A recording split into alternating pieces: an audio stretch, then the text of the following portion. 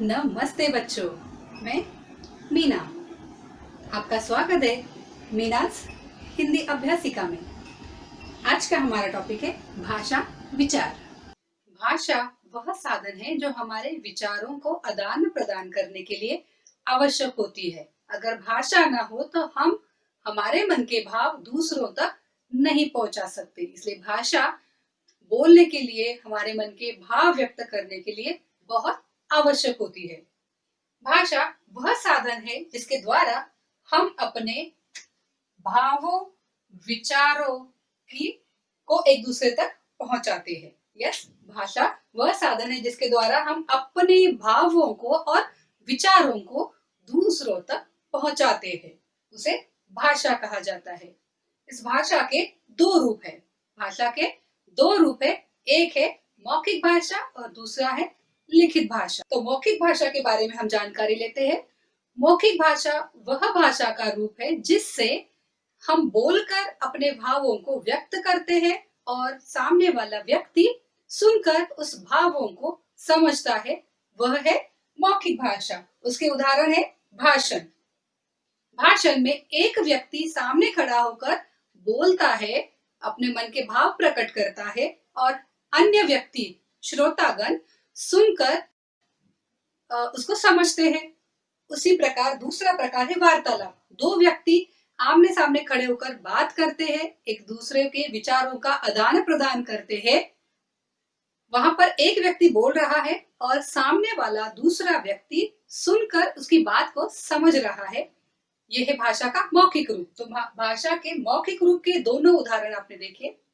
इसी प्रकार भाषा का जो दूसरा रूप है वो है लिखित भाषा। लिखित भाषा में अपने विचार लिखकर प्रकट किए जाते हैं और अन्य व्यक्ति उन्हें पढ़कर समझते हैं। ये भाषा का लिखित रूप कहलाता है। उसका उदाहरण है पत्र।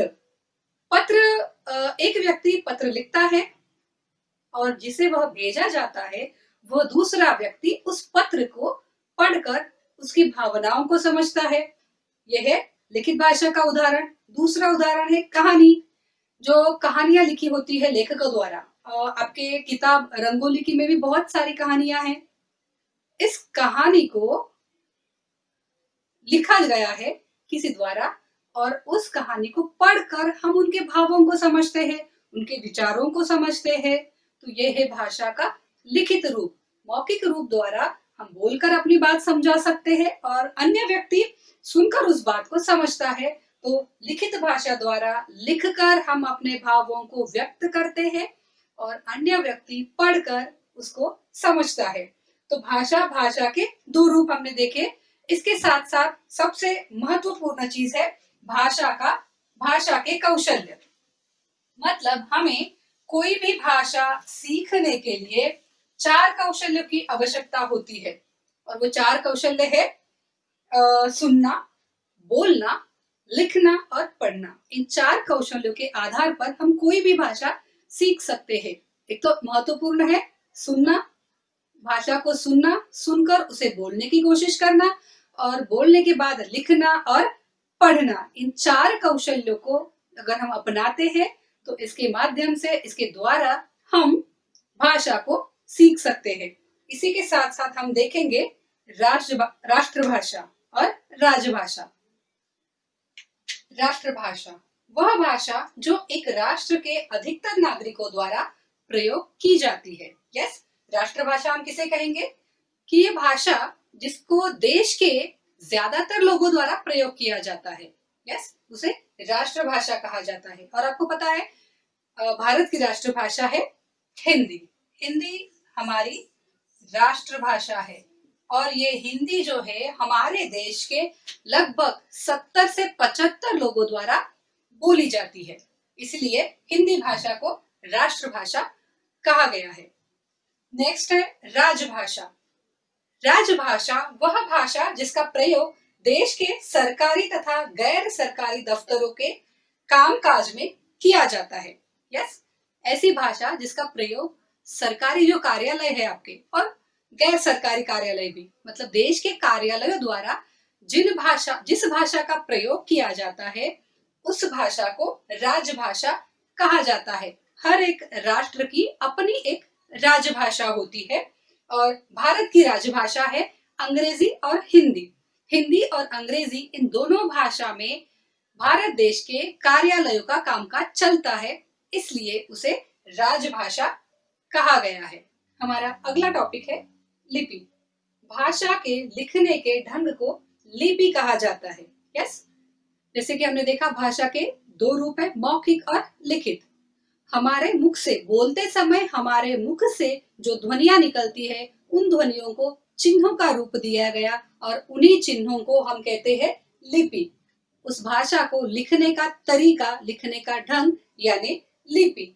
हर भाषा की अपनी एक लिपि होती है। एक ही लिपि अनेक भाषाओं की हो सकती है, जैसे हिंदी, मराठी, संस्कृत। इन भाषाओं की लिपि जो है देवनागरी है और उर्दू भाषा की लिपि है फारसी।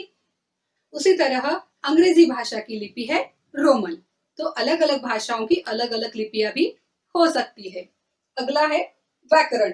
भाषा के शुद्ध रूप का ज्ञान कराने वाला शास्त्र व्याकरण कहलाता है। यस, भाषा का जो शुद्ध रूप है उसका ज्ञान अगर हमें कोई कराता है तो वो है व्याकरण। व्याकरण हमें बताता है कि भाषा को शुद्ध रूप में किस तरह बोला जाता है, शुद्ध रूप में लिखा किस तरह जाता है, ये सब हमें व्याकरण द्वारा समझ में आता है। व्याकरण के नियमों का अगर हम अभ्यास करते हैं तो हमें भाषा का शुद्ध रूप समझ में आता है। तो इस तरह से हमने आज देखा विचारों का आदान प्रदान करने का साधन भाषा कहलाता है। उसके साथ हमने देखा भाषा के दो रूप है, एक मौखिक और दूसरा है लिखित। भाषा के चार कौशल्य है, सुनना, बोलना, लिखना और पढ़ना।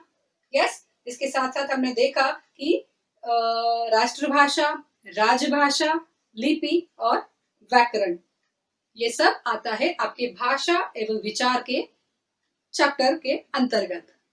ओके, धन्यवाद।